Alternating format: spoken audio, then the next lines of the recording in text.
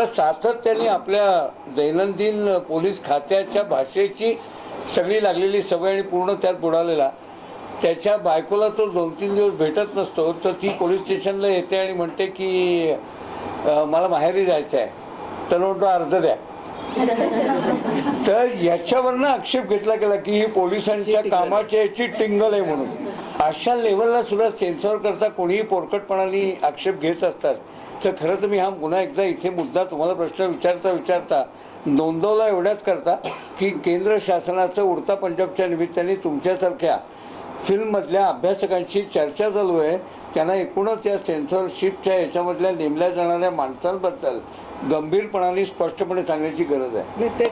पुढचा प्रश्न मी इकडे विचारतो की एडिटिंग करणारी तू आहेस, म्हणजे सिनेमाचा सगळ्या तुकडे, सगळे गाभा, सिनेमातली सगळ्या छटा या पूर्ण ग्रास झाल्याशिवाय ते तुला एडिट करणं कोणाला शक्य नसतं.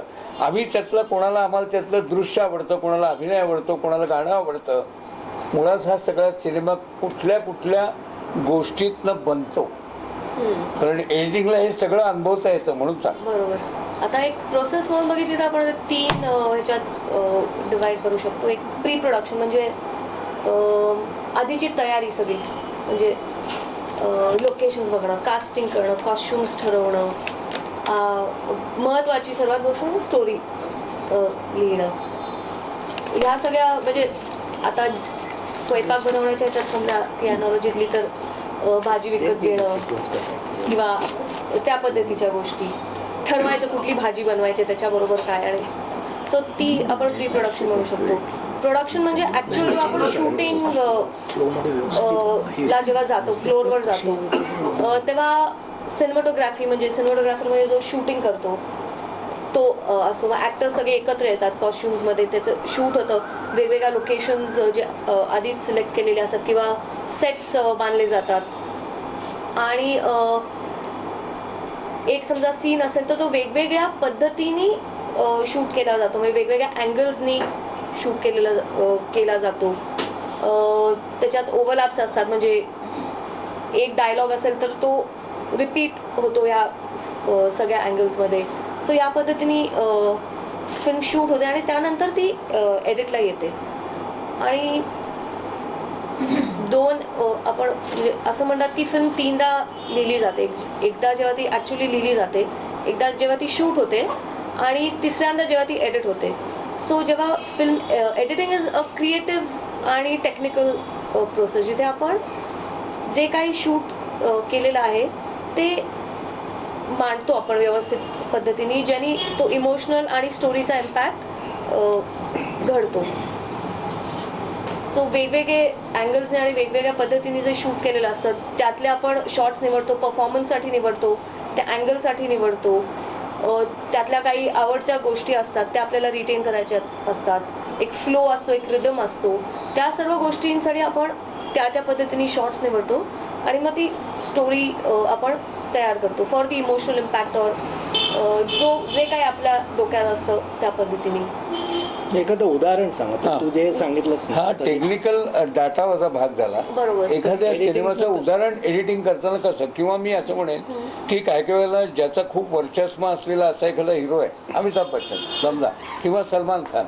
अमिताभ बच्चन डिक्टेट करत नसेल, सलमान खान डिक्टेट करतो, किंवा शाहरुख खान. अशा कोणाच्याही सिनेमांमध्ये आधी नसलेले नंतर घेतलेले शॉट तुम्हाला एडिटरला पुन्हा आतमध्ये घुसून ते पुन्हा मॅच करायला लागतं. सलमान खान शाहरुख खानपेक्षा मी असं म्हणेन की बरेच वेळा ऍक्टिंगचं असं होतं की जेव्हा शूट करून येतात तुमच्याकडे गोष्टी, तेव्हा लक्षात येतं की खूपच वाईट परफॉर्मन्स आहे. मग ते तुमच्यावरती असतं, एडिटरवरती, की ते सांभाळून घ्यायचं. मग त्यातले बेस्ट पोर्शन्स व्यवस्थित, समजा डायलॉग चांगला नाही म्हणलं तर वेगळ्या अँगलनी म्हणजे त्या ॲक्टरवरती मग ते न ठेवता डायलॉग्सचं दुसऱ्या कोण 2 लोक बोलत असेल, समजा माझा परफॉर्मन्स खराब असेल तर मग तुमच्यावरती कट करून माझे डायलॉग्स तुमच्यावर, किंवा व्यवस्थित त्या पोर्शनमधले म्हणजे 4 टेक्स असतील. टेक्स म्हणजे 4 वेळा सेम डायलॉग शूट केला असेल तर मग त्यातला बरोबर 4ही पैकी व्यवस्थित हा डायलॉग कुठे म्हणलाय ते स्पेसिफिक चूज करून ते वापरणं. सो एडिट केल्यावरती बरेच वेळा म्हणतात की काय मस्त काम केलंय ऍक्टरने. पण अजून एक मला पाहिजे की गाणं असतं काही वेळेला त्या नटाच्या किंवा नटीच्या तोंडी गाणं नसतं. काही सिनेमात बॅकग्राऊंडला गाणं असतं बरोबर. आणि तुम्ही व्हिज्युअल्स वेगवेगळी त्यामध्ये मांडत असता. Right. तर ती व्हिज्युअल्स वापरली जाताना दिग्दर्शक काय वापरायची विचार करतो का अनेक व्हिज्युअल्स मधनं त्या गाण्याला पूरक काय ठरतील हे एडिटर विचार हा करतो. बेसिकली कोलॅबोरेटिव्ह प्रोसेस आहे. म्हणजे एडिटर आणि डिरेक्टर एकत्र मिळून काम करतो. आमचं क्रिएटिव्ह कॉन्ट्रीब्युशन पण असतं. असं नाही खरं तर एडिटर हा एक प्रकारे डिरेक्टरच असतो असं म्हणता येईल. मी म्हणेन पण डिरेक्टर्स पण डेफिनेटली हे एक मी म्हणेन क्रिएटिव्ह कोलॅबोरेशनच आहे. नाही ॲक्च्युली हां आणि नाही सर जे पद्धतीचं म्हणतात तुम्ही एक लिपसिंग बद्दल नाही बोलत ते मॉन्टाज आपण हा, जे गाणं सगळे म्हणू असतात, शकतो. सो दोन पद्धतीचे गाणी असतात. एक जिथे लिपसिंग असतं जिथे ते ॲक्च्युअली गातात आणि दुसरं जे मॉन्टाज आपण किंवा असं म्हणू शकतो जिथे वेगवेगळी दृश्य एकत्र येऊन एक आपण काहीतरी एक गोष्ट घडवतो. सो माझी जनरली काम करण्याची काय पद्धत आहे माझ्याकडे आलं की मी एक माझा कट म्हणून मी एक करते बरं. आणि मग डिरेक्टरला इन्व्हाइट करते बघायला आणि मग एक डिस्कशन होतं आणि त्यांच्या डोक्यात काय असेल त्या पद्धतीनं मॉडिफिकेशन्स होतात. आणि सर जे म्हणत होते समजा कोरिओग्राफी असेल त्याच्यात डान्स असेल किंवा अशा पद्धतीचं काय असेल तर कोरिओग्राफर पण इन्व्हॉल्व असतो. सेम विथ फाईट सिक्वेन्स समजा फाईट मास्टर किंवा असं असेल कोणी तर फाईट सिक्वेन्स पण एका पद्धतीची कोरिओग्राफीच असते. म्हणजे गाणं नसेल त्याला पण त्याला कोरिओग्राफी ॲक्शनची जी मुवमेंट Actionची असते त्याच्यात एक प्रकारची कोरिओग्राफीच असते. सो जेव्हा ॲक्शनचे काही सिक्वेन्स असतात तेव्हा जो ॲक्शन डिरेक्टर असतो तो पण एडिटला येतो. नट कधी असतो का एडिटिंगच्या नटांना वेळेला? बोलवायचं नाही अजिबात. फिल्म एडिट झाली की दाखवायला Trial. बोलवायचं. कारण काय होतं त्यांना ते डिटॅच करता येत नाही बरेच वेळा. मी खूप कमी जणांना सगळ्यांचं नाही म्हणणार मी पण खूप कमी जणांना डिटॅच करून फिल्म म्हणून ते मेनली त्यांच्या परफॉर्मन्सेसकडे किंवा त्यांचं असं की अरे हा डायलॉग माझ्यावर का नाही ठेवला किंवा त्या पद्धतीचं थोडं होऊ शकतं.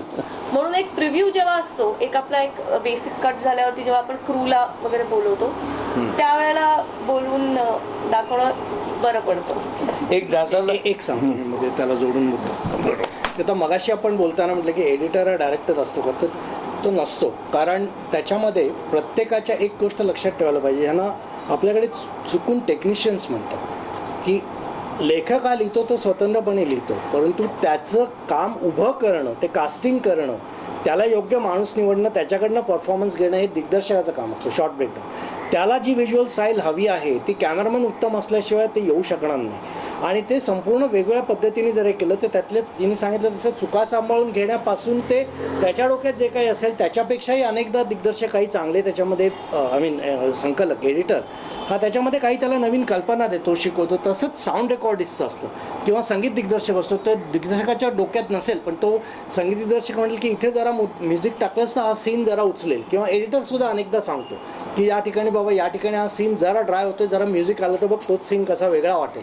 तर हे सगळ्यांच्या कुठलाही चांगला चित्रपट हा सर्व प्रतिभावान लोकांच्या संकलनाने चित्रपट ही कवितेसारखी कला नाही आहे किंवा याच्यासारखी कला ही सामूहिक कला आहे. त्याच्यामध्ये चांगला चित्रपट व्हायचा असेल तर तुम्हाला सगळी तोलामोलाची माणसं लागतात. त्याच्यामुळे यांच्याकडे आपल्याकडे यांच्याकडे टेक्निशियन म्हणून बघितलं जातं परंतु हे लोक आर्टिस्ट असतात. म्हणजे कुठल्याही तुम्ही चांगल्या दिग्दर्शकाला विचारलं ते तर तुम्हाला पहिल्यांदा हेच सांगेल. आमच्याकडे आता एक नावाजलेले पोलीस डिरेक्टर आले होते अलीकडे जानूसी म्हणून. त्यांनी मुद्दा हाच सांगितला म्हणाले की मला काय हवं आहे ते सांगतोय त्याच्यानंतर त्या माणसाला मला स्वातंत्र्य द्यावंच लागतं की तो त्यांनी खिडकीमध्ये सोर्स युद्ध केला होता. ते कित्येकदा असं म्हणतात म्हणजे आता सुब्रत मित्रा सतेत रायचे कॅमेरामन होते ते नेहमी म्हणायचे स्क्रिप्ट आलं मी डायरेक्टरला विचारतो की खिडकीचे पडदे लागलेले आहेत का नाही. म्हणजे इथपर्यंत त्याचं असे असतं मग त्याच्यावरती विचार करायला की त्याच्याप्रमाणे मला लाईटिंग करायचं मग आणि सीन बदलतो त्याच्यामध्ये किंवा आता उघडे असलेले याच्यावर तर त्याचा फील वेगळा असतो व्हिज्युअली. म्हणजे पुरा दिग्दर्शकालाही त्याच्यामध्ये विचार करून त्याला काय व्यवस्थित आहे असं सतत देवाणघेवाणीने ते काम चाललेलं असतं. सेट डिझाईन करताना सुद्धा मग त्याच्यामध्ये कॅमेरामॅनला विचारलं जातं की बाबा कॉस्ट्युम डिझायनर येतो की बाबा ह्याचे रंग काय आहेत मग तो कॉस्ट्युम काय देणार आहेत असं सगळं तर एकत्रित विचार करून त्याच्यामध्ये काम चालतं. नाही फिल्ममध्ये आपल्याला टेक्निशियन्स वगैरे पण असतात पण इव्हन छोटे लोक म्हणजे सरांनी जसं म्हटलं light boys spot boys makeup hair dressers असे बरेचसे इवन आर्ट डिपार्टमेंट जे असतं तिथे कार्पेंटर्स असतात. म्हणजे युनिट जर बघितलं तर भरपूर मोठं असतं आणि each and every person contribute करतं काही ना काहीतरी. म्हणजे त्या युनिटशिवाय फिल्म बनणं खूप अवघड. म्हणजे सगळ्यांचाच त्याच्यात शेअर असतो. पण end of the day director's vision असते एक, जी आपण मदत करतो in a way for him to achieve. या आपल्या सगळ्या पूर्णतः अनौपचारिक गप्पा चालल्या असल्यामुळे प्रश्न विचारता मध्ये मी काही मगाशी सेन्सॉर बोर्डच्या अनुषंगाने एक आठवण माझी म्हणून सांगितली किंवा अगदी आरंभाला मी आपलाच एकूण अंदाज घेतला आपल्याला प्रश्न विचारून. तसं एक यांची संमती करून एक छोटी गोष्ट. आता हिने जे सांगितलं की आम्ही नटाला अजिबात येऊ देत नाही, त्याचं कारण त्याच्या 50 प्रकारच्या सूचना असतात. त्यावरनं मला एक गोष्ट आठवली ती मी सांगतो. मी काय यांच्यावर का अभ्यासक नाही, पण सिनेमे भरपूर कदाचित यांच्यापेक्षा जास्त पाहिलेत. पुण्यामध्ये फिल्म आर्काईव्ह आणि हे असल्यामुळे आणि मुंबईमध्ये सिनेमाचंच कॉलम अनेक वर्ष बघत होतो त्यामुळे. तर त्यावेळेला आम्हा पत्रकारांकरता सिनेमा रिलीज होण्याच्या आधी एक आठवडाभर सिनेमाचा एक प्रेस शो असतो. असा प्रेस शो होता आणि त्या प्रेस शोला इतर कोणालाही अलाउड नसतं. फक्त सिनेमाचा हिरोईन आणि निवडक ज्येष्ठ पत्रकार असते आणि निर्माता. तर एक्सेलसियर नावाचं व्हीटी स्टेशनच्या समोरचं जे थिएटर आहे त्याच्या मिनी थिएटरला प्रेस शो होता आणि प्रेस शो होता आनंद नावाच्या सिनेमाचा. राजेश खन्नाचा गाजलेला सिनेमा, अमिताभ बच्चनचा गाजलेला सिनेमा. सिनेमा पूर्ण संपला आणि संपता क्षणी चहा पित असताना अमिताभ आणि राजेश खन्ना यांच्या समोर ते दोघे हजर होते आणि मी साक्षी आहे म्हणजे याचा म्हणून सांगतोय की त्यावेळेला देवयानी चौबळ नावाची एक प्रख्यात सिनेमाची अत्यंत बुद्धिमान आणि हुशार अशी रायटर होती. Star and style, news weekly वगैरे सगळ्या ठिकाणी लिहिणारी. सिनेमा संपता क्षणी ती राजेश खन्नाला म्हणाली, राजेश खन्ना हा त्यावेळेला टॉपची क्रेज असलेला असा अभिनेता होता. असं असल्याच्या काळात त्याला ती म्हणाली, फिर इस लंबू के साथ काम मत करना, ये तुम्हारी छुट्टी करते का. आनंदच्या वेळेला ती म्हणाली. आणि राजेश खन्ना त्याच्या संपूर्ण ह्याच्यात तो म्हणला क्यों क्यों. तर म्हणे त्याची आवाज बघ, त्याच्या आवाजानेच तो बाजी मारून जाणार आहे आणि तुला पुढे पुढे काम मिळणार नाही आहे. तुम्हाला गंमत वाटेल, सर्वात लोकप्रियतेच्या शिखरावर असलेला अपयशाचं जरा देखील चाहूल न लागलेला राजेश खन्ना देवयानीचं हे एक वाक्य ऐकता क्षणी नंतरच्या पार्टीत निर्मात्याला म्हणाला की आपण पुन्हा माझ्या आवाजामधलं काही पुन्हा डबिंग करूया का नव्याने. त्याला करून दिलं गेलं नाही, पण इतके कॉन्शियस मंडळी ही मुख्य हिरोईन असतात म्हणून होतं. नाही, आणि त्याच्यातला आणखी एक प्रॉब्लेम्स होतो राजेश खन्नाचाच. त्याच्या एका सहकलाकारांनी मला सांगितलं, तोही प्रख्यात आहे पण त्याचं नाव सांगत नाही मी. तर मला फिल्म सिटीमधलं जे एक प्रख्यात देऊळ आहे, अनेक चित्रपटात तुम्ही पाहिले तर त्याच्यामध्ये सीन होता आणि राजेश खन्नाचं तुम्हाला आठवतं तो गुरु कुर्ता घालायचा आणि मागे ओपन असलेले अशा त्याचे चपला घालून आणि तो फुल फ्रेमचा शॉट होता, म्हणजे लॉंग शॉट ज्याला आम्ही म्हणतो, त्याच्यामुळे पूर्ण शरीर दिसत होतं. आणि हा आत जाताना यांनी बघितलं रिहर्सलमध्ये हा चपला काढे ना. तर त्या कॅमेरामॅनने सांगितलं की सर फ्रेम पूर्ण आहे, देवळात तुम्ही चपला घालून जाताय जरा ऑड दिसेल हिरो, एस्पेशली हिरोला. तर तो म्हणाला मी जरा चपला सीनमध्ये चपला काढून आत जा. नाही काढणार मी चपला. कोणाला मी एवढाच जात आहे, तो खालनं फ्रेम काप म्हणून त्यांनी नाही काढला चपला. म्हणजे मला सांगणारा तू कोण. मनमानी ही त्या लोकांची असायची. म्हणजे 9ला आता शूटिंग सुरू आहे, म्हणजे आता गोविंदाचं मी पाहिलेलं आहे फिल्म सिटीमध्ये. 9 पासून युनिट बसलंय, 4 वाजता आला तो actually. Rajesh Khanna was famous for that. दोघेही जण फेमस राहण्याबद्दल. स्वतःच्या युनिटमध्ये एक दिवस तो 4:30ला आला. माझा मित्र कॅमेरामॅन होता. तो म्हणाला आल्या आल्या त्यांनी विनोद केला की हे लोकांचंच करतो असं नाही, मी माझ्या प्रोडक्शनलाही मी असंच करतो. असं त्यांनी 4:30 वाजता आला आणि सांगितलं. म्हणजे पॅकअपची वेळ असते ज्या वेळेला साधारणतः. पण आता जेव्हा एवढी कॉम्पिटिशन आता नाही, आता काय होतंय, आता शाहरुख खान, आमिर खान हे लोक स्वतः निर्माते झालेले असतात. आता संबंध गणित बदललेलं असतं. त्याच्यामुळे आता त्यांनी जे प्रोडक्शन किंवा जे टेक ओव्हर केलेलं असतं आता आहेत परंतु कमी आहेत. नाही, बरेच हे अकाउंट करतात की असेल ना स्टार तर 9 वाजता त्यांना माहिती असतं. म्हणजे ते अकाउंट फॉर इट ऑल्सो की त्यांना माहिती असतं की 9ची शिफ्ट असेल तर 12पर्यंत तरी येईल. सो त्यांचं ते कॅल्क्युलेशन झालेलं असतं. आणि रिजनल सिनेमामध्ये ह्याचा चान्सच नाही आहे कारण पैसेच नसतात. ॲक्टर आला नाही वेळेत तर फिल्म बनणारच नाही. हे म्हणजे मराठीचं तर मी नक्कीच सांगू शकते की वेळेवर आता आपल्याकडे हिंदी चित्रपटामध्ये परवा सिद्धार्थराव कपूर आला होता आपल्याकडे. त्यांनी सांगितलं की 7 स्टार्स आहेत ज्यांच्याकडे 50 ते 60% जे बजेट आहे हे आपल्या हिंदी चित्रपटसृष्टीमधले मेन 7 स्टार्स आहेत, त्यांच्याभोवती 50 ते 60% बजेट जातं. म्हणाला ह्याच्यापेक्षा लॉपसाइडेड किती असू शकतो.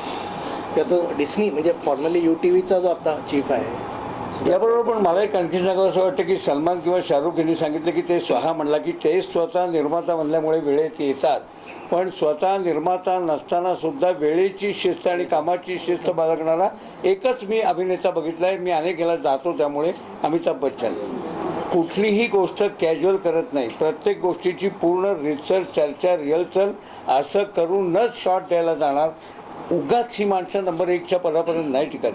त्यांची मानसिकताच पूर्ण परफेक्शनची असते, कॅज्युअल न घेण्याची असते.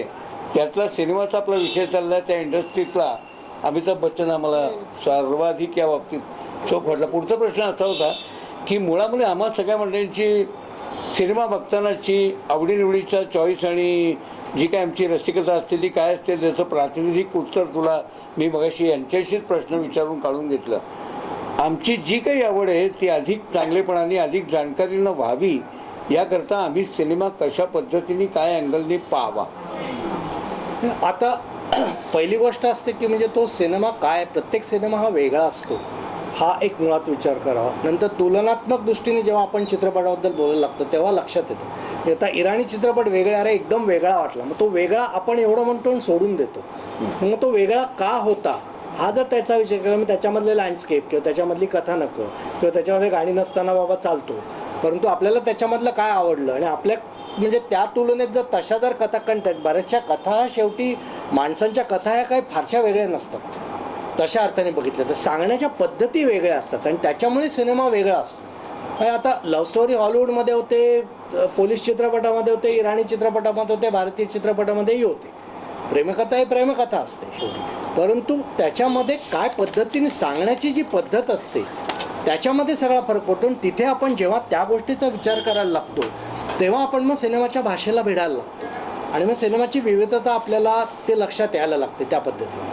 की बाबा आता जिने जसं सांगितलं की ॲक्शन सीन, आता ॲक्शन सीनमध्ये तुम्ही बघितलेत तर आपल्याकडचे काही ॲक्शन सीन्स असतात ते म्हणजे मारामारीचे, त्याला काही कानठाळ्या बसणं आहेत का, कर्कश संगीत अमुक तमुक. त्याच्याविरुद्ध आता काही ॲक्शन सीन जर आपण ह्याच्यातले पाहिलेत, म्हणजे आता मगाशी तिने म्हटलं की ॲक्शन सीन हे कोरिओग्राफ्ट असतात. आपला तो हाँगकाँगचा जॅकी चॅन, आता जॅकी चॅनचं वगैरे तुम्ही जर पाहिलं तर ते इतकं मशीन लाईक असतं त्याचं एडिटिंग सगळं. तो इथून पडणार तिथून पडणार, ते फटाफट म्हणजे जशा त्याच्या आता काही सीन्स असतात ते बॉटलिंग प्लॅनमध्ये बाटल्या जातात ना, तशा कित्येकदा असे त्याची माणसांची मुवमेंट असते. ते सगळं प्लॅन केलेलं एडिटिंग त्या पद्धतीचं असतं. आणि काही वेळेला म्हणजे इतकं तर ॲक्शन सीन्स करताना सुद्धा बाबा ॲक्शन सीन हॉलिवूडचे कसे असतात, आपल्याकडचे काय पद्धतीने असतात, जॅपनीज सिनेमामधले ॲक्शन सीन्स बघितले तर त्याच्यावरती कंट्रोल किती असतो. आणि आपल्याकडे काय झालं की अनेकदा दुर्दैवाने आता भारतीय चित्रपटांमध्ये, मेनस्ट्रीम हिंदी चित्रपटांमध्ये मध्ये तर काही काळ इतका वाईट आला होता की पर्टिक्युलरली 80 नंतरच्या दशकामध्ये की दिग्दर्शक काय करतो, म्हणजे अनेकदा म्हणायचे की बाहेर बसून दारू पितो. कारण तो स्टार आले त्यांनी सांगितलं, कोरिओग्राफरने सांगितलं तू नकोस, तो नवीन असतो दिग्दर्शक. म्हणजे अर्ध त्यावेळेला गाणी असायची चित्रपटामध्ये, अर्धा वेळ फाईट्स असायच्या. त्याच्यामुळे तो फाईट कंपोजर हा सगळे शॉट तो कॅमेरामॅनला सांगणार, इथे लाव कॅमेरा, इथून घ्यायचा तिथून घ्यायचा, रिटेक घ्यायचे, एवढं शूट करायचं. एडिटिंगला तो बसणार, एडिटर बरोबर तो ओके करणार. तसंच सिमिलरली गाण्यांच्यामध्ये, म्हणजे तुमच्या 130 मिनिटाचा जर चित्रपट असेल तर 7 ते 70 मिनिटं ह्याच्यात गेली ना तुमची. फाईट सिक्वेन्स रील्स आणि गाणी ह्याच्यामुळे 60-70 याच्यामध्ये सगळ्यांचं हे केलं. ॲक्टर्स आपापले डायलॉग घेऊन बसतात. म्हणजे आता एक खरं खोटं मला माहीत नाही, पण MGRच्या कॉन्ट्रॅक्टमध्ये लोक असं म्हणायचे की त्याच्या कॉन्ट्रॅक्टमध्ये क्लॉज असायचा की nobody else's voice can be carried over his face. म्हणजे आता एडिटरनी काय करायचं त्याच्यामध्ये की तो बोलताना त्याचाच चेहरा दिसणार पूर्ण वेळ. म्हणजे आता उद्या बोलताना अमिताभ बोलताना त्याला दोन्ही बाजूने किंवा रिॲक्शन शॉटचं महत्त्व असतं. परंतु हे जर एखाद्या अर्थात you have to be a very big star to have that kind of a contact. तरी एक नम्रपणे विचारतो की हे आता तुम्ही जगभरचे सिनेमे बघता म्हणून तुमचा दृष्टिकोन तुलनात्मक दृष्ट्या बरं काय वाईट काय हे बघण्याचा झाला. आम्ही नॉर्मल हिंदियन भारतीय सिनेमे बघतो. हे बघत असताना त्यातल्या त्यात बरा कुठला हे आमच्या वाचन, कल्चर याच्या बुद्धीच्या फरकानुसार त्यानुसार आपण त्या सिनेमाला बरं म्हणत जातो.